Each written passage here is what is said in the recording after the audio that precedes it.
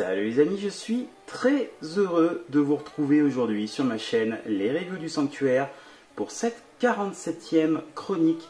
Une nouvelle fois, je vais vous parler de la série Demon Slayer. Donc Demon Slayer, une série que j'aime énormément, je vous l'ai déjà dit. Et même si vous n'avez pas été très nombreux à regarder la première, c'est pas grave, je vais persister et continuer puisque je me fais plaisir en même temps à moi-même. Donc on va parler encore une fois de Bandai, de Figuarts Zero et donc du personnage très emblématique à mes yeux, Ginyu Tomioka, donc pilier de l'eau, donc personnage qui est, que je trouve très emblématique pour ma part, donc j'en reparlerai un petit peu dans la review.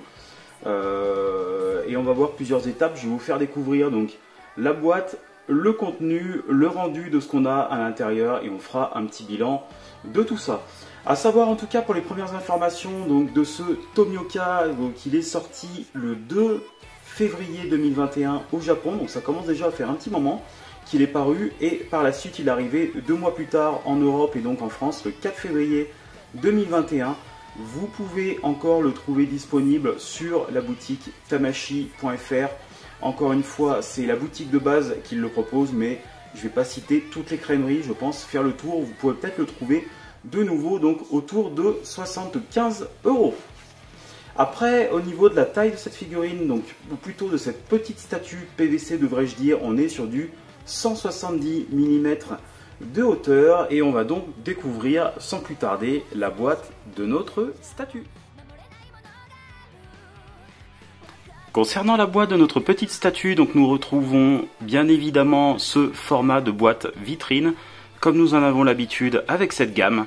En bas à droite, on remarquera donc les différents logos donc de chez Bandai, le logo Tamashi Nation évidemment, et le Tamashi Quality, donc qui nous montre ici que nous sommes bien sur un produit de fabrication Tamashi. On a encore donc en bas à gauche une image donc de la petite statue en gros plan, tout en action et donc des normes tout à fait classiques qui sont indiquées.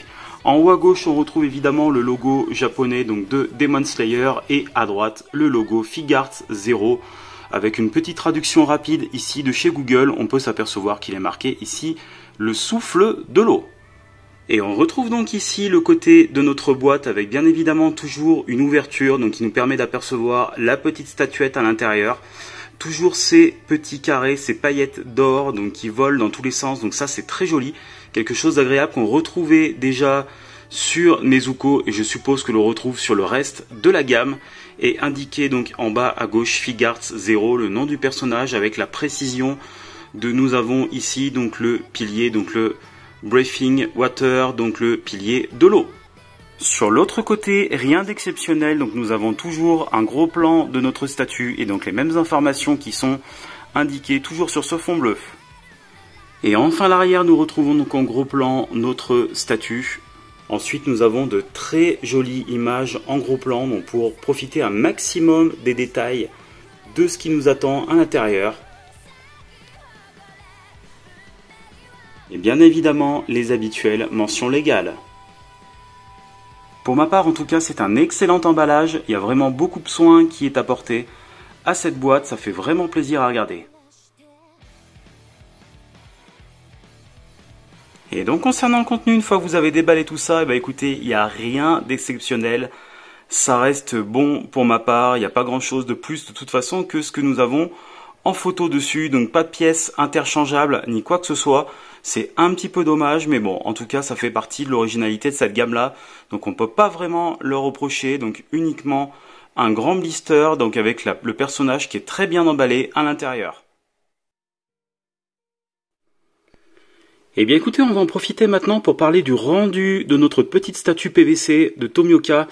Honnêtement, ce qui me saute aux yeux, c'est qu'il me met une grosse claque dans la figure. Je le trouve vraiment superbe. Je sais pas si vous vous rendez compte un petit peu les effets d'eau de vagues qui passent sur les côtés. Alors même si c'est même si c'est de la matière plastique, je trouve que c'est hyper bien foutu. On a un effet translucide en fait qui vient passer dedans, donc ça prend vraiment bien la lumière et on a un très très beau rendu. Après, petite chose que je peux pointer, c'est ici on a quelques détails en fait. On voit que ça a été assemblé, des pièces séparées qui ont été assemblées, donc ça on le retrouve à plusieurs endroits, ici également. Mais alors, c'est un petit peu un défaut, mais en même temps c'est fait de telle manière que une fois qu'on a posé la statue de face, c'est pas quelque chose que vous allez voir, donc c'est pas vraiment si gênant que ça. Maintenant, on va le regarder un petit peu plus en détail. Je vais utiliser aussi quelques images de Setei. Je voulais chaudement remercier Laurent Rifosta qui m'a gentiment passé ces différentes photos pour que je puisse faire quelques petits comparatifs et vous parler au mieux de cette statue. Alors, première chose concernant déjà la tête. En globalité, donc la chevelure est quand même, encore une fois, donc on sent que c'est du Bandai derrière. C'est super bien détaillé, on retrouve bien un petit peu, donc j'ai toujours trouvé ça assez amusant en fait, sa queue de cheval derrière qui est complètement ébouriffée, donc ça c'est super bien détaillé. C'est plutôt bien rendu de la part de Bandai, il n'y a pas de problème. Alors la chevelure, normalement, ça aurait dû être un petit peu plus encore en pique sur le devant. Si on se réfère un petit peu au Setei, c'est pas tout à fait à la perfection, mais il y a quand même un sacrément boulot, donc je vais pas pinailler là-dessus. Maintenant, au niveau du visage, on retrouve bien l'aspect de pâleur du personnage tel qu'il est dans la série, donc c'est absolument superbe. Les yeux, je trouve que c'est très très bon. Alors je sais pas si vous voyez, on voit vraiment bien les différentes petites marques noires en fait, hein, les petits traits au-dessus des pupilles, donc qui forment qui forment la paupière du personnage. Donc c'est ultra bien détaillé. Les sourcils sont très bien faits, donc on retrouve ça bien sur les Setei. La seule chose que je peux critiquer finalement au niveau du visage, c'est peut-être la bouche qui aurait pu être travaillée un peu différemment. Mais ça reste histoire de pinailler. Maintenant vraiment au niveau détail, alors je vais essayer de me mettre au plus près qu'on puisse voir avec une bonne mise au point. Je ne sais pas si vous voyez au niveau de la tenue, comme ça a été bien foutu. À savoir que là, donc le col est extrêmement bien dessiné. On voit même en fait le bouton qui permet de fermer sa veste dessus, donc qui a été représenté. Alors que quand on le pose de face, ça se voit même pas. Sincèrement, c'est le genre de détail dont ils auraient pu se passer. Ça aurait pas, je l'aurais même pas mentionné, ça m'aurait pas choqué. Et pourtant, il y est. Encore une fois, les mains, on se rend compte qu'on a bien le détail des ongles dessus. La ceinture est hyper bien foutue, hein. On revoit même les... vous voyez, ils ont même fait les petits points pour les boucles. Le ceinturon est super bien dessiné. De même que le sabre. Alors le sabre, je kiffe. Je kiffe puisque on retrouve bien donc la lame avec la couleur bleue. On le sait en fait, hein, chaque chasseur de démons en fait ils ont un sabre spécial si vous connaissez bien l'animé et en définitive en fait le sabre qui est dans une matière particulière va pouvoir en fait changer de couleur en fonction en fait des attributs de son propriétaire. Donc là en fait il a viré au bleu, donc on le retrouve bien ici et alors même derrière on va essayer de voir, ils ont des inscriptions tous ces sabres.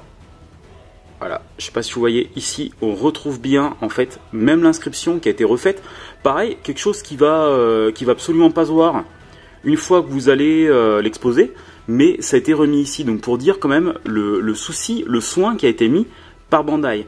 Pareil, la tenue a été super bien, hein, la cape hein, derrière, le restant de sa veste en fait, hein, donc dessus avec tout ces motifs dessus sont super bien rendus. Également on voit que dans le dos, pareil en bas, détail qui n'était pas forcément important, donc on a des inscriptions en fait à l'arrière. Donc encore une fois ils ont été chercher tous ces petits détails.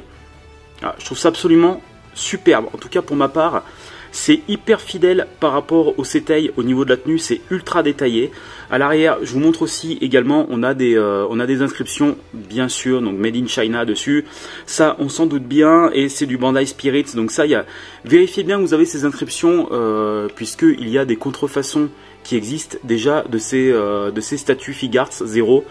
Et donc, de ne pas vous faire avoir. Je pense que j'en ferai l'acquisition d'ailleurs un jour, en fonction des rentrées que je vais avoir pour vous faire un comparatif avec ces versions pirates, qu'on puisse voir un petit peu. Vous allez voir qu'il va y avoir des différences. En tout cas, pour ma part, c'est excellent. Je suis absolument sous le charme de cette petite statue.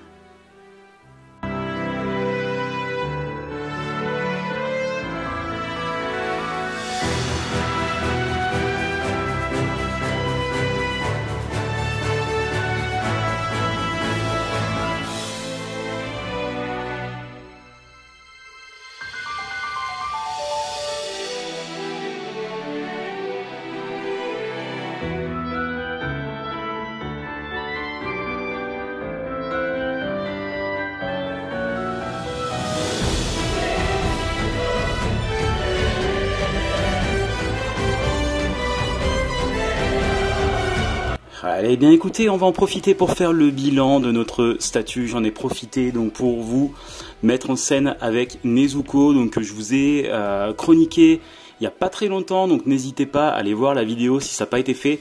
Je vous ai mis en même temps donc à côté donc une petite figurine également en PVC, donc ça c'est aussi du Bandai, malgré tout c'est pas donné, hein, ça coûte à peu près dans les 10 €. J'ai plus la gamme, vous les retrouvez en général souvent dans les magasins de jouets au supermarché, et c'est dans des petites boîtes, il y a du Dragon Ball, il y a plein de licences mélangées, et j'avais craqué pour celle-ci. J'ai également Tanjiro, donc j'en profiterai pour vous montrer par la suite, évidemment. En tout cas, pour ce qui est donc du bilan de cette petite statue PVC de Tomioka, ce qu'on peut en dire, donc au niveau de la boîte, j'avais trouvé ça très bon, il n'y a pas de souci, donc c'est un emballage qui est plutôt classe en boîte vitrine, j'aime beaucoup. Le contenu, j'avais trouvé ça, bon, autant dire que c'est bon, on peut pas vraiment casser ce contenu-là, puisque de toute façon, on sait à quoi on s'attend quand on l'achète. J'étais quand même un petit peu déçu, je trouverais que ça gagnerait énormément si Bandai pouvait mettre... alors en plus le pire c'est qu'ils l'ont fait pour visiblement pour d'autres, de mettre des accessoires, par exemple une tête interchangeable avec les yeux fermés ou autre, ça leur coûterait pas beaucoup plus cher, et puis ça permettrait de faire un petit peu des variantes comme sur les statues résine. Je l'ai déjà dit, c'est un peu dommage, ça reste bon, de toute façon on sait ce que l'on achète. Et évidemment donc le rendu, après le contenu, le rendu, et je trouve ça excellent au niveau du rendu, vous l'aurez compris, elle est vraiment absolument magnifique. Je trouve vraiment que c'est un ensemble, à mon avis, alors moi c'est la deuxième que je me procure, je vous rassure, j'ai l'intention d'en acheter beaucoup, c'est vraiment superbe. Je pense qu'une fois qu'on doit avoir une collection complète, c'est vraiment sublime à mettre en scène. En commentaire, n'hésitez pas à me dire comment vous l'exposez, comment vous faites. Je pense que ça peut être sympa d'avoir une sorte de décor derrière, un diorama ou quelque chose, pourquoi pas. C'est quelque chose auquel il faut que je réfléchisse. Ou alors une petite boîte vitrine, quelque chose. Ça pourrait être super sympa. Et pour finir, on va parler un petit peu du rapport qualité-prix. Donc le rapport qualité-prix, vous savez qu'il est de 75 €. Ça reste bon. Alors ça dépend de son point de vue, hein. Ça reste une somme malgré tout, 75 €. Maintenant, par rapport à tout ce qui se fait, on est dans la base. Malheureusement, il y a de l'inflation derrière, on n'a pas trop le choix. Donc voilà, c'est comme ça, on est obligé de s'y faire. En tout cas, très très belle statue. Et donc pour finir cette vidéo, je te propose quelques informations sur le personnage de Jiyu Tomioka. Je ne savais pas si tu étais au courant, donc le personnage dans la série est né le 8 février, il fait 1,76 m. Lors de sa première apparition avec Tanjiro dans le tout premier épisode, il a 19 ans et 21 ans lorsque on le voit pour la dernière fois dans le chapitre 28. Il faut savoir que dans la version japonaise, le doubleur n'est autre que Takahiro Sakurai, et pour les fans de Saint Seiya, il n'est autre que la voix de Shiryu dans les épisodes Inferno. J'espère en tout cas que tu as apprécié cette vidéo, n'hésite pas à lâcher un petit pouce bleu et à t'abonner à la chaîne si ce n'est pas déjà fait. Moi je te retrouve très bientôt donc pour une nouvelle vidéo sur une Figure Zero Demon Slayer, donc la prochaine sera Akaza, donc la 3e lune supérieure qui vient de sortir en Europe. Et donc je te dis à très bientôt, salut les amis, c'était CDZ Gyms pour les reviews du sanctuaire, bye bye.